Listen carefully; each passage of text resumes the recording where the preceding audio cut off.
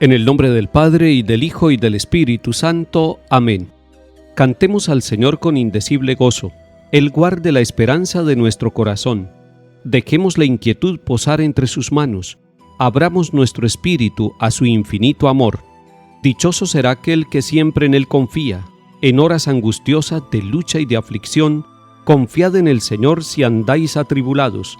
Abramos nuestro espíritu a su infinito amor. Los justos saben bien que Dios siempre nos ama.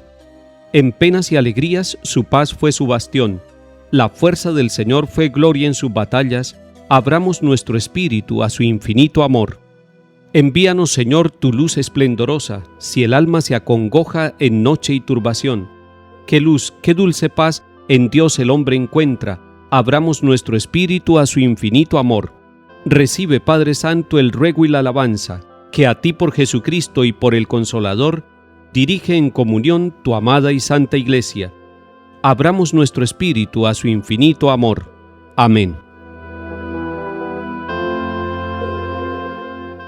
Lectura de la primera carta del apóstol San Pablo a los Corintios, capítulo 4.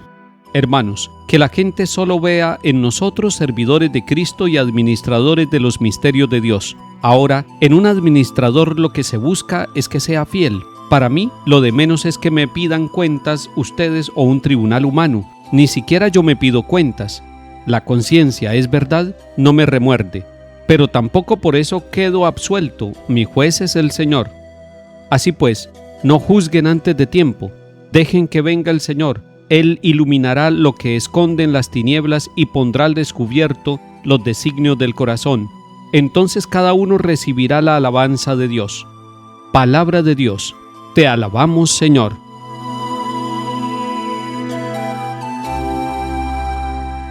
Según lo que nos están diciendo los capítulos anteriores de la primera carta a los Corintios, San Pablo está diciendo que en Cefas, en Apolo, en Pablo y en todos aquellos que anuncian el Evangelio, la gente debe ver solamente servidores de Cristo y administradores de los misterios de Dios.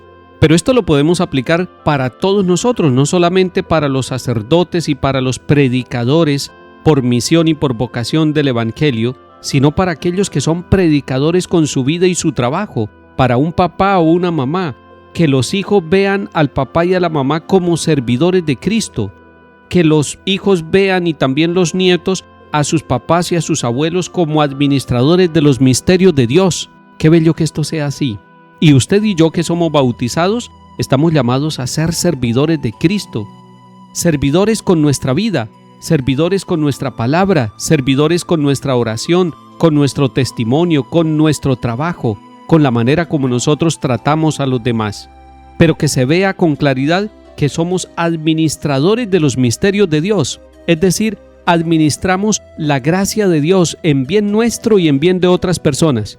Cuando un papá manda a bautizar a sus niños y ojalá lo hagan desde pequeñitos, y cuando un papá o una mamá deciden que su hijo entre a la catequesis para que vaya conociendo la fe y para que se prepare para los sacramentos de la comunión, de la reconciliación, de la confirmación, ahí están siendo administradores de los misterios de Dios. Papás y mamás, ustedes son servidores de Cristo.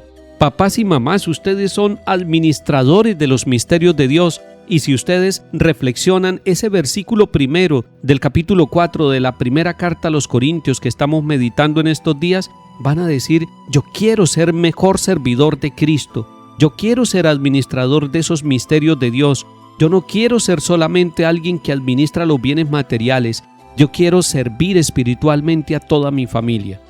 Y dice entonces que en un administrador lo que se busca es que sea fiel. Y podemos hablar como de 3 fidelidades. Primero, ser fieles a uno mismo, con el proyecto de vida que tiene. Luchar es ser fiel. Llegar a concretar ese proyecto de vida es vivir la fidelidad.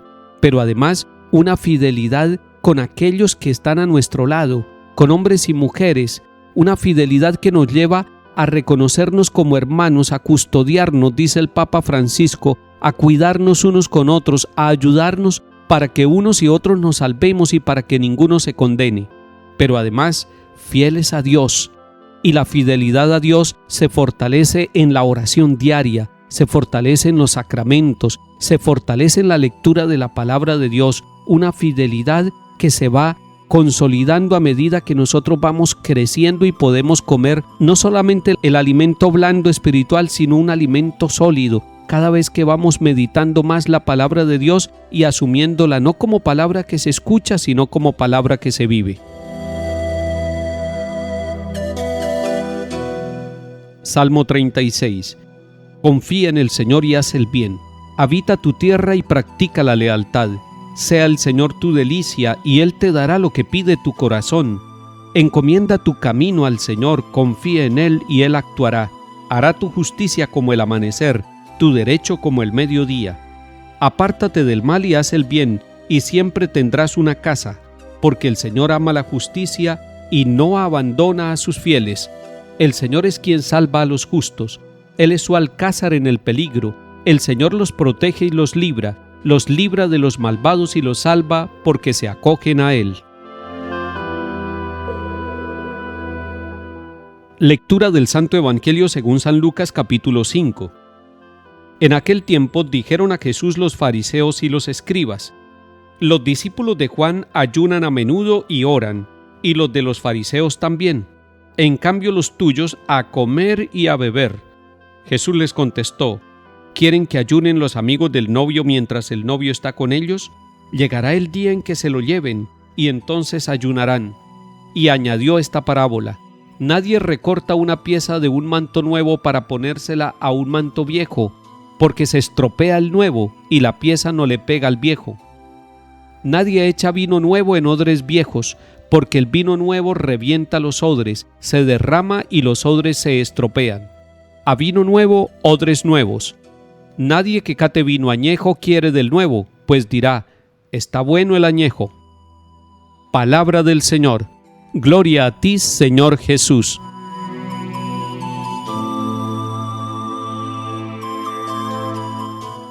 Están criticando a los discípulos de Jesús porque comen y beben y no hacen ayuno como los discípulos de Juan y como los discípulos de los fariseos. El ayuno en ese tiempo era una norma religiosa estricta, pero una norma religiosa estricta que va preparando el ser humano para el encuentro con Dios. El ayuno es bueno, pero es más bueno el encuentro con el Señor Jesús. Los discípulos pudieran estar ayunando para encontrarse con el Señor, pero ¿cómo hacen para ayunar si están con el Señor? Están con Él, lo están viendo, lo están tocando, lo están escuchando.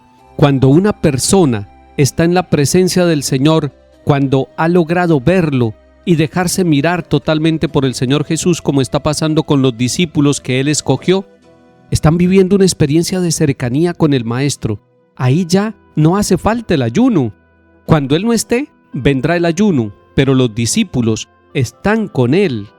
Ese es el sentido profundo del ayuno, prepararnos para el encuentro con el Señor. Cuando una persona está en un tiempo de resequedad, como que no entiende lo que ora, como que no tiene ganas de orar, como que no tiene ganas de seguir al Señor, como que ha perdido el entusiasmo espiritual, le hace bien un ayuno, porque ese ayuno le va a permitir encontrarse consigo mismo y, si lo está haciendo con fe y con esperanza, encontrarse también con el Señor. Por eso el Señor no está aboliendo el ayuno, está diciendo: van a ayunar cuando ya el novio no esté con ellos, es decir, cuando el Maestro no esté con ellos. Ahí sí van a necesitar otra vez el ayuno. Pero mientras el Maestro esté con ellos, disfruten al Maestro, gocen al Maestro, déjense mirar misericordiosamente, expónganle toda su vida con confianza al amigo, al Salvador, al novio, que es Cristo Jesús el Señor. El segundo mensaje que nos da San Lucas en el capítulo 5 es que el Señor nos invita a renovarnos por dentro y por fuera. No solamente a renovar por fuera y dejar lo viejo por dentro. Y por eso nos muestra dos parábolas el Señor Jesús. Y en una de ellas dice: nadie echa vino nuevo en odres viejos. El vino nuevo es el reino de Dios, es la buena noticia, es el Evangelio, es Cristo Jesús.